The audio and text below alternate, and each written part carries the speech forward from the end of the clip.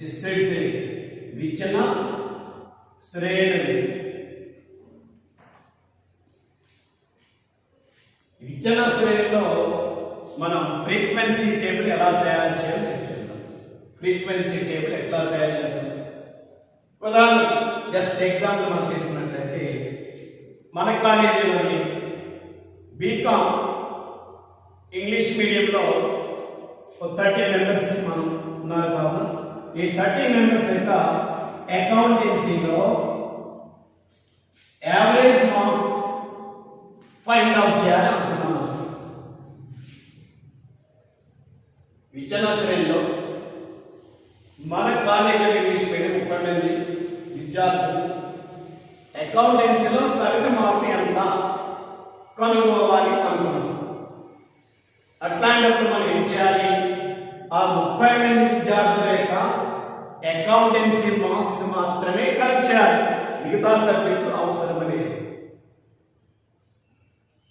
ఆ కలెక్ట్ చేసిన దత్తాంశాన్ని ఆధారంగా చేసుకొని ఈ డిస్క్రీట్ సిరీస్ లో విచన శ్రేణిలో ఫ్రీక్వెన్సీ టేబుల్ అని తయారు చేస్తాం. ఎలా తయారు చేస్తాం? 30 మార్క్స్ 30 విద్యార్థుల మార్కులు. For example 30, 40, 50, 60, 70, 80, 90, 60, 1, 2, 3, 4, 5, 6, 7, 8, 40, 30. Okay, 10. Next 40, 60, 70, 80, 60, 60, 70, 80, 80, 90. Next 50, 60, 70, 50, 60, 70, 80, 30, 30, 50. Okay, ఇక్కడ మనం ఏం చేస్తాం? 30 మంది విద్యార్థుల మార్కులు అకౌంటెన్సీలో తీసుకోవడం జరిగింది. 30 మంది విద్యార్థుల యొక్క మార్కు దేనికి సంబంధించి? అకౌంటెన్సీకి సంబంధించిన వారి మార్కులు తీసుకున్నాం. మనం ఏమనుకున్నాం? మన గోల్ ఏంటి? we have to find out average marks, సగటు మార్కులు కనుగొనాలి. ఇక్కడ ఈ మార్కులు ఎక్కడ ఫ్రాక్షన్స్ లేవు. ఒక అంశానికి ఖచ్చితమైన గ్యాప్ కనిపిస్తుంది. ఓకే, ఎలా అరేంజ్ చేసుకుంటాం మనం? దీన్ని ఎలా చేయాలి? ఫ్రీక్వెన్సీ టేబుల్ అనే దాన్ని ఎలా ఫామ్ చేసుకుంటాం? ఫ్రీక్వెన్సీ టేబుల్ దీన్ని 3 కాలమ్స్ గా డివైడ్ చేసుకోవాలి. 3 కాలమ్స్ తో మనం అరేంజ్ చేసుకోవాలి. ఫస్ట్ కాలమ్ నేను తీసుకున్న అంశం ఏంటి? Marks. Marks of students. Marks of students దీన్ని సింపుల్ గా మనం x గా పరిగణిస్తాం. x and x means variables, చలనాలు. ఏం తీసుకున్నాం? చలనాలు. ఇక్కడ 30 మంది విద్యార్థులకి సంబంధించి అకౌంటెన్సీలో మార్క్, దాని సింబల్ x అని మనం పిలవడం జరుగుతుంది. ఓకే, దీంట్లో మన లీస్ట్ మార్క్స్ ఎంత? 30. తర్వాత highest 40, next 50, next 60, 70, 80, 90. Okay, 30 marks 40 marks 50, 60, 70, 30 తో లీస్ట్ మార్క్స్ 30 వచ్చింది. హైయెస్ట్ మార్క్స్ ఏమో 90 చూస్తుంది. సరిగా సపోజ్ 30 మార్క్స్ ఇండివిజువల్ సిరీస్ కి దీనికి ఏం చెప్పారు? ఒక ఐటమ్ మరలా రిపీట్ అవ్వదు. ఓన్లీ ఇండివిజువల్ కి మనం ప్రాధాన్యత ఇస్తాం. కానీ ఇక్కడ 30 మంది విద్యార్థుల మార్కులు తీసుకుని సగటు మార్కులు కనుగొనుకున్నాం. మరి ఎట్లా ఫైండ్ అవుట్ చేయాలి? ఆ తర్వాత మనం నేర్చుకుందాం. టేబుల్ ఎలా తయారు చేయాలనుకున్నట్లయితే లీస్ట్ మార్క్స్ 30, నెక్స్ట్ వాల్యూ 40. ఖచ్చితమైన గ్యాప్ ఉంది. 30, 40 ఫ్రాక్షన్స్ ఎక్కడ లేదు కదా. ఓకే, 30 మార్క్స్ వచ్చిన వారు అనుకున్నారు 1, 2 మనం కౌంట్ చేసినట్లయితే ఒక్కొక్క మార్క్ కి ఒక మార్క్ వేస్తుంది కదా. 1, 30, సెకండ్ 30, సెకండ్ 4 వచ్చేది. 1, 2, 3, 4 వాటి 30 మార్కులు సంపాదించే విద్యార్థులు ఎంతమంది ఉన్నారు? మనకి 4 ఉన్నారు. అంటే ఒక్కొక్క విద్యార్థికి ఒక్కొక్క మార్క్ వేసుకుంటే వెళ్ళాలి. దీన్ని టాలీ మార్క్స్ ఏమంటాం మనం? టాలీ మార్క్స్ ఘన చేయడం అని పిలవడం జరుగుతుంది. సెకండ్ కాల్ అంటే 30 మార్కులు ఎంతమంది వచ్చారో కౌంట్ చేయాలి. కాబట్టి మనం ఆ కౌంట్ చేసినప్పుడు కన్ఫ్యూజ్ లేకుండా ఉండాలని ఒక్కొక్క విద్యార్థికి ఒక మార్క్ వేసుకుంటే వెళ్తాం మనం. వాటిని ఏమి పిలుస్తారు? ఇక్కడ టాలీ మార్క్స్ పిలవడం జరుగుతుంది. ఓకే, 30 మార్కులు వచ్చేవాళ్ళు ఎంతమంది ఉన్నారు? 30 మార్కులు వచ్చేవాళ్ళు ఎంతమంది? 4. 4 చెప్పిన ఇండివిజువల్గా నేను బై నేమ్ ట్యాగ్ ఇవ్వట్లేదు. అది ఇండివిజువల్ సెల్స్ దీనికి డిఫరెన్స్. నెక్స్ట్ 40 మార్క్స్ వచ్చేవాళ్ళు ఎంతమంది చూద్దాం. 1 2 3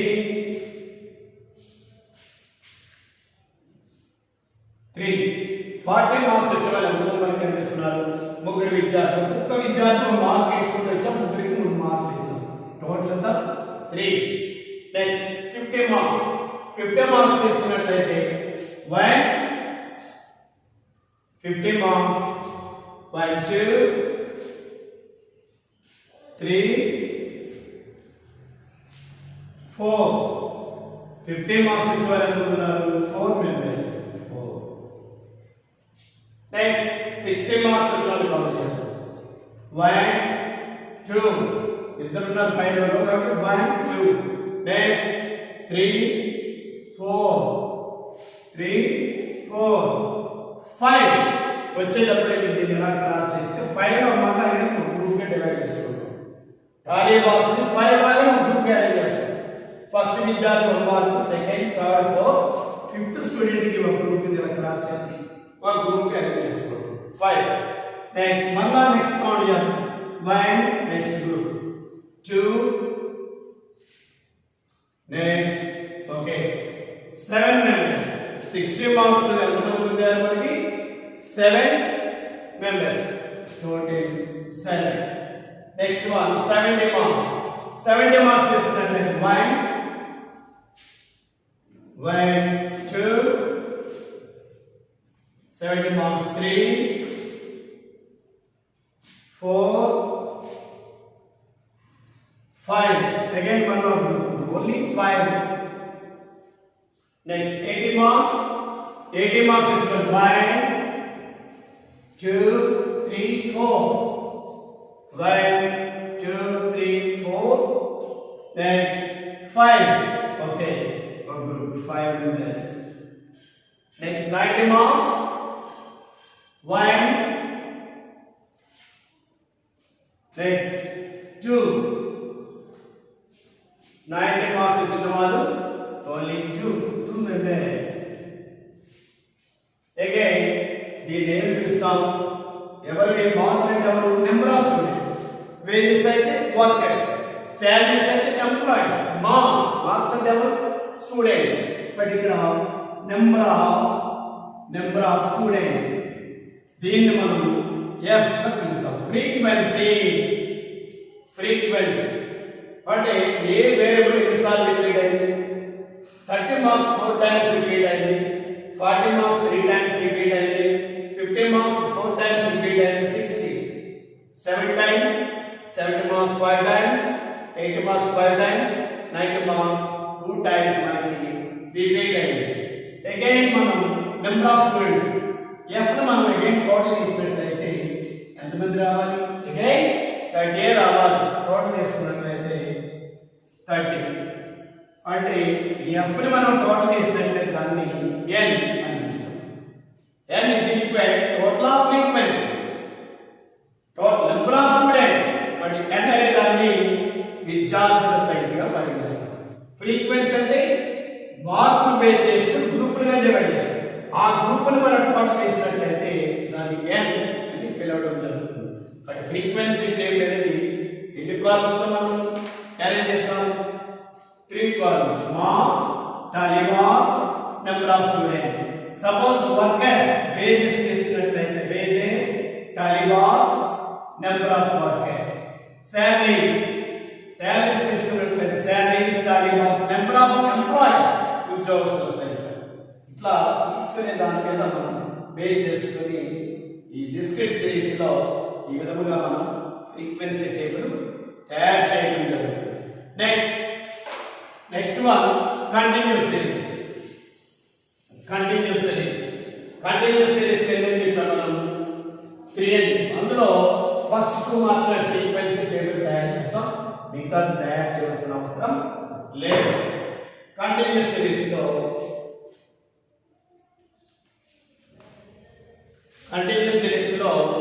అవిచ్ఛిన్న శ్రేణిలో ఎక్స్క్లూజివ్ ఫామ్ సమగ్ర రూపం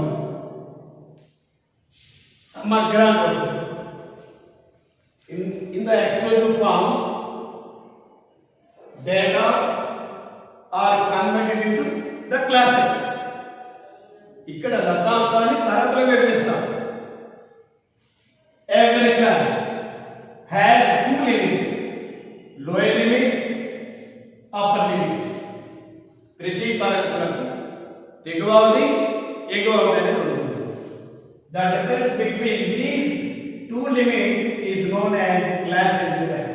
తరగతులు ప్రతి తరగతులకు దిగువ అవధిని ఎగువ అవధిని ఆ రెండింటి ఉన్న తేడాన్ని తరగతంత్రంగా భావిస్తాం.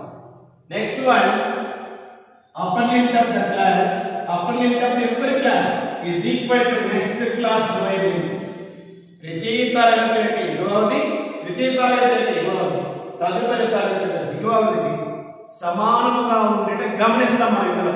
అందుకే దీన్ని సమగ్ర రూపం అని మనం పిలవడం జరుగుతుంది. సమగ్ర ఎక్స్క్లూజివ్ ఫామ్ మినహాయింపు పద్ధతి, సమగ్ర మినహాయింపు పద్ధతి, దీన్ని మినహాయింపు పద్ధతి అంటున్నాం. సమగ్ర రూపం. మరి దీంట్లో ఎలా తయారు చేయాలి ఫ్రీక్వెన్సీ అనుకున్నట్టు ఇక్కడ తీసుకున్న వేరియబుల్ ఫ్రాక్షన్స్ ఉన్నాయి.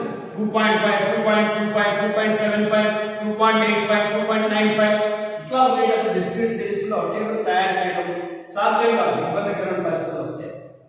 కాబట్టి మనం సేకరించిన దత్తాంశం అంటే దత్తాంశంలో ఒక అంశానికి మరో అంశానికి ఖచ్చితమైన గ్యాప్ ఉండదు.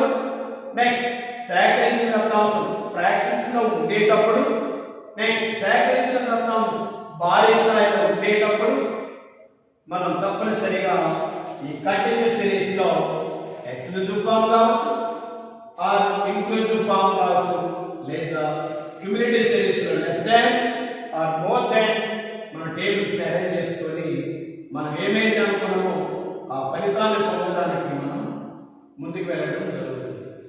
సపోజ్ మనం ఎక్స్క్లూజివ్ ఫామ్ లో మనం టేబుల్ ఏంటి again 3 columns లో ఒక టేబుల్ తయారు చేస్తాం. 3 columns ఇక్కడ సేకరించిన దత్తాంశం చెప్పాం మనం. ఇలా డైరెక్ట్ అంశానికి అంశం ఖచ్చితమైన గ్యాప్ ఉంది, అలా కాదు. డేటాని తరగతులుగా డివైడ్ చేస్తుంది. అంటే ప్రతి తరగతికి 2 లిమిట్స్ ఉండాలి. 2 లిమిట్స్ కంపల్సరీ. ఆ లిమిట్స్ ఏంటి? ఒకటేమో లోయర్ లిమిట్, అప్పర్ లిమిట్. 2 మనం వేసుకున్నట్లయితే క్లాస్ అవుతుంది. ఎలా వేయాలి అనుకుంటే తీసుకున్న మార్కుల్లో లేదా ఇచ్చిన దత్తాంశం వేజెస్లో లేదు మనం తీసుకునే డేటా శాలరీస్, ఒక ఫ్యాక్టరీలో ఉన్నట్లుగా శాలరీస్, లేదు ఒక కాలేజీలో విద్యార్థుల యొక్క హైట్కి సంబంధించిన డేటా హైట్కి సంబంధించిన డేటా, వెయిట్ బరువుకు సంబంధించిన డేటా అయితే బరువుకు సంబంధించింది. ఇట్లా ఏదైనా కావచ్చు. ఆ వేరియబుల్స్ చలరాశి అది మార్క్స్ అయితే మార్క్స్, వేజెస్ అయితే వేజెస్, శాలరీస్ అయితే salaries, income, expenditure, sales, production ఏదైనా కావచ్చు. తీసుకునేటప్పుడు లీస్ట్ ఇచ్చిన డేటాలో లీస్ట్ ఏముంది? మనం తీసుకున్న ఇచ్చిన డేటా సపోజ్ ఒక 50 స్టూడెంట్స్ బరువు ఇచ్చారు, వెయిట్స్ బరువు కేజీలో వచ్చారు. ఇందులో లీస్ట్ 12 ఉంది, హైయెస్ట్ 90, మిగతా 90 ఇలా ఉంటాం. ఎంతమంది? 50 మంది విద్యార్థుల మార్కులు. 50 మంది విద్యార్థుల మార్కులు కానీ బరువు ఏదైనా తీసుకోవచ్చు, లేదా హైట్స్. సరే బరువు కేజీలో తీసుకున్నట్లయితే జస్ట్ ఊహించిన ఐటమ్స్ మాత్రం 12 కేజీలు కాదు, 12 లీస్ట్ అమౌంట్ ఉంటుంది. హైయెస్ట్ 90. మరి ఇక్కడ క్లాస్ మధ్యలో 56, 58, 59, 57, 52, 64, 64.5, 69.5, 12.5, 18.5, 22.5 ఇట్లా ఏదైనా కావచ్చు. అలా ఉండేటప్పుడు లీస్ట్ ఎంత ఉంది? 12. 12తో మనం స్టార్ట్ చేయాలి. దాని దగ్గరగా రౌండ్ ఫిగర్ ఏంటి? 10.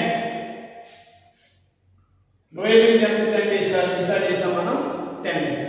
అప్పర్ లిమిట్ ఎంత డిసైడ్ చేయాలి అంటే మన ఇష్టం. ఆ క్లాస్ సెంటర్ వాల్యూ 10 తీసుకోవచ్చు. 20 వచ్చినట్టు అప్పర్ లిమిట్ డిసైడ్ చేయొచ్చు. 50 వచ్చినట్టు అప్పర్ లిమిట్ డిసైడ్ చేయొచ్చు. Suppose lower limit 10, upper limit 10, difference ఎలా ఉంటే ఎంత తీసుకోవాలి? 20. నెక్స్ట్ అగైన్ ఏం చెప్తాం? ఈ అప్పర్ లిమిట్ నెక్స్ట్ క్లాస్ యొక్క లోయర్ లిమిట్ కి ఈక్వల్ గా ఉంటుంది. 20 days 30, 30 days 40, 40 days 50, 50 days 60, 60 days 70, 70 days 80, 80 days 90, 90 days అంటే ఇలా మనం టేబుల్ అనేది వేసుకునేటప్పుడు ఈ వాల్యూస్ ఎలా కౌంట్ చేయాలి, ఈ విలువలు ఎలా కౌంట్ చేయాలి అనుకుంటే ఇక్కడ మనకి డౌట్ వస్తుంది కదా. 20 ఉన్నట్లయితే సపోజ్ ఎవరైనా 20 kgs ఉన్నాడు అనుకుంటున్నారు. 20 ఇక్కడ అప్పర్ లిమిట్ గా కనిపిస్తుంది. నెక్స్ట్ క్లాస్ లో లోయర్ లిమిట్ గా కనిపిస్తుంది. ఎక్కడ కౌంట్ చేయాలి? దీని ముందే పేరు పెట్టాము, ఎక్స్క్లూజివ్ ఫామ్, మినహాయింపు అని అర్థం.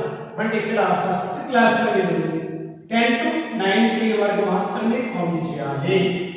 అంటే 10 kg నుంచి 19 kg బరువు ఉన్న వాళ్ళందరూ ఇక్కడ కౌంట్ చేసుకుంటారు. 1 2 3 1 2 3 ఇలా 8. సపోజ్ 20 ఎక్కడ కౌంట్ చేయాలి? ఇప్పుడు కూడా అప్పర్ లిమిట్ కౌంట్ చేయకూడదు. ఇక్కడ అంటే ఎంతవరకు కౌంట్ చేయాలి? 10 to 19. 20 ఎక్కడ వస్తుంది? నెక్స్ట్ క్లాస్ లో స్టార్టింగ్. ఓకే, 20 నుంచి 29 వరకు కౌంట్ చేస్తాం. 20 నుంచి 29 వరకు 1 2 3 4 5 1 2 3 4 5 10 ఉన్నాం. చెప్పాను ఒక్కొక్కటి ఒక మార్క్. 5 లాగా దాన్ని క్రాస్ చేసి గ్రూప్ అరేంజ్ చేసుకోవాలి. మళ్ళీ నెక్స్ట్ 5 వస్తే ఒక గ్రూప్. సపోజ్ నెక్స్ట్ చూస్తున్నాం 1 2 3 4 5 1 2 3 4 5 1 2 3 3 గ్రూప్ నా 5 అయితే 30. ఇక్కడ ఎంత కౌంట్ చేస్తాం? 30 నుంచి 39 వరకు మాత్రమే కౌంట్ చేయాలి. 30 నుంచి 39 వరకు మాత్రమే కౌంట్ చేయాలి. నెక్స్ట్ 40 నుంచి 49, 40 నుంచి 49 వరకు ఎంతమంది ఉన్నారు? 7 మెంబర్స్. 5 ఒక గ్రూప్ అరేంజ్ చేస్తాం. 1 2 3 4 5 1 2 3 7. Next 50 to 60 1 2 3 only 3. నెక్స్ట్ 60 నుంచి 69 1 2 3 4 5 1 2 7. Okay, next 78 1 2 2. Next 80 days 89 1 2 3 4 5 5. Next 90 to 100 అంటే 90 నుంచి 99 వరకు కౌంట్. 100 నెక్స్ట్ క్లాస్ మనం ఫామ్ చేసుకోవాల్సిందే ఒకరున్నా సరే. కావున 1 2 3 4 5 టోటల్ మనం తీసుకున్నట్లయితే 10 20 20 30 40 50. ఓకే, దీనికి ఏం చేస్తాం మనం? n చేస్తాం. టోటల్ ఆఫ్ ఫ్రీక్వెన్సీని గ్రూపులుగా డివైడ్ చేస్తే దాన్ని ఫ్రీక్వెన్సీ అంటారు. అంటే ఈ గ్రూప్ వాళ్ళందరినీ ఫ్రీక్వెన్సీ. ఫ్రీక్వెన్సీ బరువు ఎవరి స్టూడెంట్స్ ఎవరైతే వారు నెంబర్ ఆఫ్ స్టూడెంట్స్, బరువు పనివారు నెంబర్ ఆఫ్ వర్కర్స్ ఎవరైతే వారు రాసుకుంటారు దాన్ని ఫ్రీక్వెన్సీ అంటారు. దాన్ని టోటల్ చేసినట్లయితే n and n means total of frequency. Frequency means మనం డేటాని గ్రూపులుగా డివైడ్ చేస్తాం. ఆ గ్రూప్ లో ఎంతమంది ఉన్నారో దాన్ని ఫ్రీక్వెన్సీ అంటారు. అంటే ఫ్రీక్వెంట్ దాని ఫ్రీక్వెన్సీ అంటే ఎన్నిసార్లు రిపీట్ అయింది? 8 times రిపీట్ అయింది. 10 minutes ఇట్లా దాన్ని 10 minutes. దీన్ని సమగ్ర రూపం అని పిలువబడుతుంది. 10 days 20, 20 days 30, 30 days 40, 40 days 50, 50 days 60, 60 days 70, 70 days 80, 80 days 90, 90 days 100. ఇక్కడ అప్పర్ లిమిట్ మాత్రం కౌంట్ చేయకూడదు. ఓన్లీ 10 to 90 అప్పర్ లిమిట్ అనేది కాకుండా నెక్స్ట్ లోయర్ లిమిట్ అనేది కౌంట్ చేసుకోవాలి. ఇన్ కేస్ 100 ఉన్నట్లయితే వారు ఎవరైనా సరే 100 డేస్ 110 డేస్ 100 లో కౌంట్ చేయకూడదు. ఒక్కడున్నా సరే నెక్స్ట్ క్లాస్ మనం మనకి ఫామ్ చేసుకోవాల్సిందే. దీన్ని అసమగ్ర రూపంలో ఎలా చెప్తామనుకున్నట్లయితే అసమగ్ర రూపం ఏం చెప్పాం? అసమగ్ర రూపంలో salaries, number of employees, salaries, vocabulary, ఒక ఫ్యాక్టరీలో 50 మంది ఉద్యోగస్తులు జీతాలు తీసుకున్నాం. ఒక్కొక్క డేటా తీసుకున్న తర్వాత అసలు ఈ కంపెనీలో సగటు జీతం ఎంత అనుకున్నాం, యావరేజ్ అనుకున్నాం. దానికి 50 మంది ఉద్యోగస్తులు salaries అని రాస్తాం. ఖాళీ బాక్స్ ఎవరికి నెంబర్ ఆఫ్ ఎంప్లాయీస్, స్టూడెంట్స్ కాదు సార్, నెంబర్ ఆఫ్ ఎంప్లాయీస్ ఉద్యోగస్తుల సంఖ్య, నెంబర్ ఆఫ్ శాలరీస్. ఈ శాలరీస్ ఎలా డివైడ్ చేస్తాం? తరగతిలో డివైడ్ చేయాలి.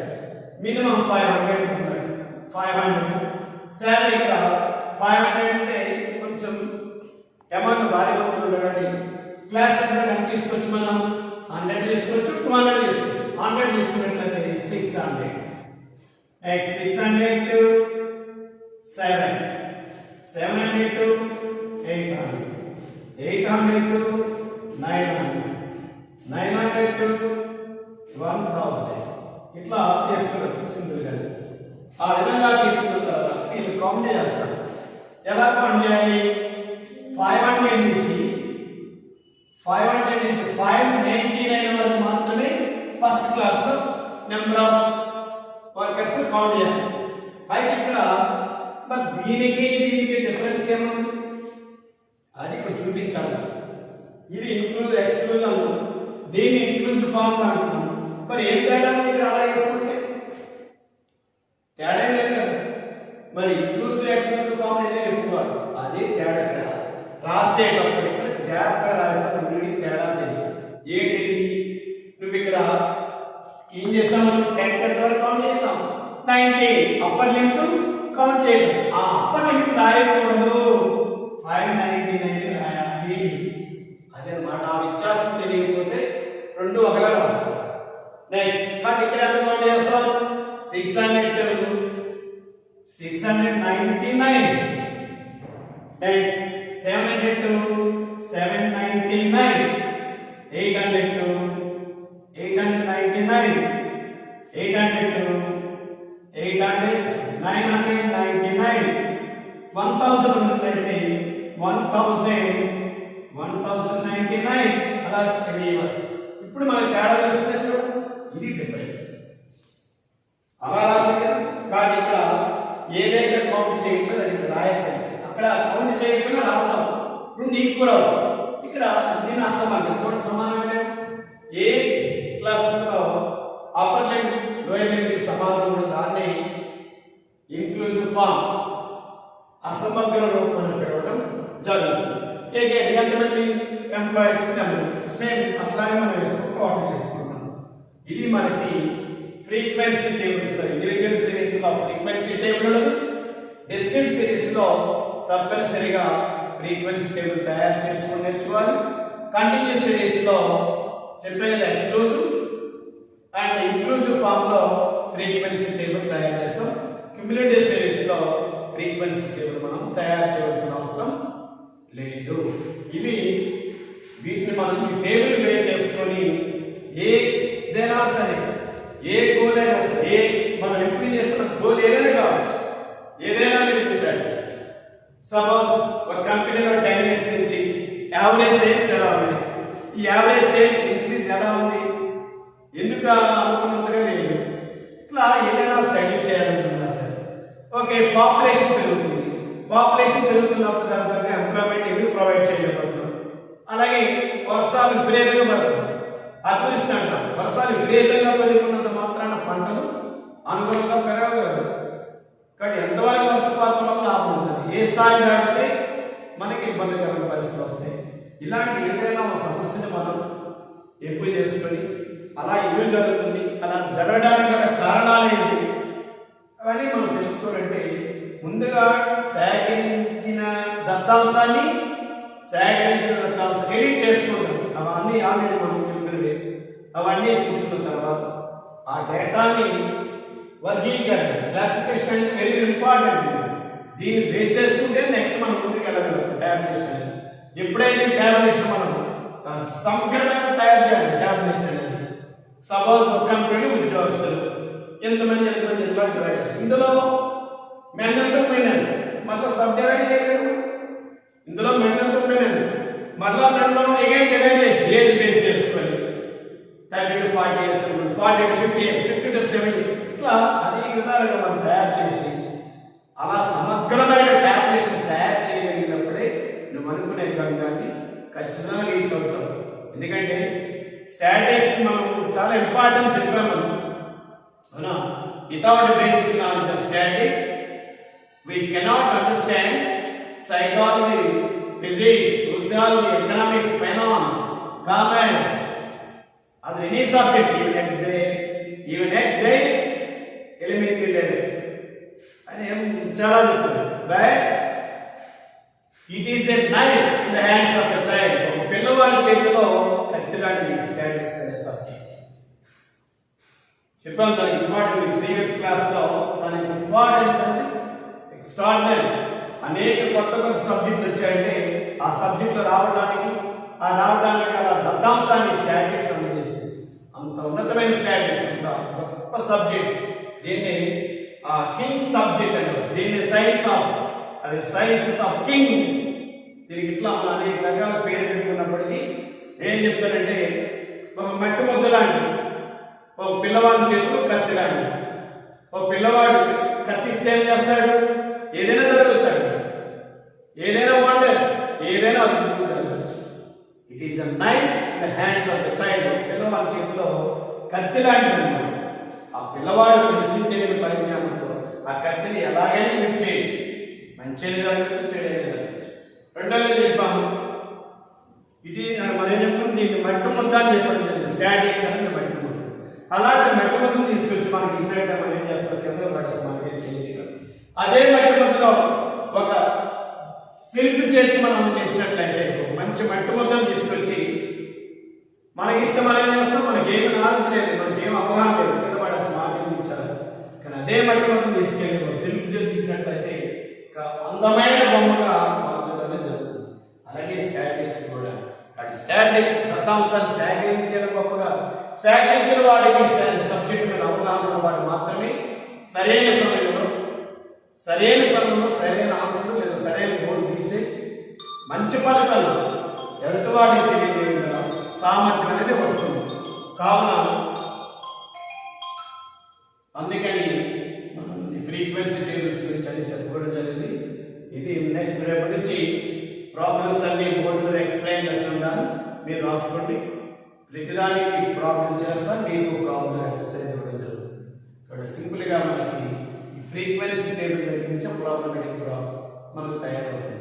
ఇక్కడ నుంచి స్టార్ట్ అవుతుంది. ఫ్రీక్వెన్సీ టేబుల్ దగ్గర నుంచి 5 మార్క్స్ మరి అగైన్ 10 మోడల్ పేపర్ చేసేవాళ్ళు. సరే, నెక్స్ట్ క్లాస్లో రేపు మనం ఏం చేస్తామంటే అందరూ కూడా నోట్బుక్ పెట్టుకుని ఆ ప్రాబ్లమ్స్ అందరూ నోట్ చేయండి. చేస్తే అదే ప్రాబ్లమ్స్ మనకి ఎగ్జామ్లో ఇవ్వబడుతుంది. కాబట్టి ఇక్కడ మీకు అర్థమైందో అనుకుంటా. మీకు ఏమైనా డౌట్స్ ఉన్నట్లయితే నా ఫోన్ నెంబర్ మీకు తెలుసు కదా, 9441462827 ఫోన్ చేసి మీ డౌట్స్ మీరు అడగచ్చు. Okay, thank you.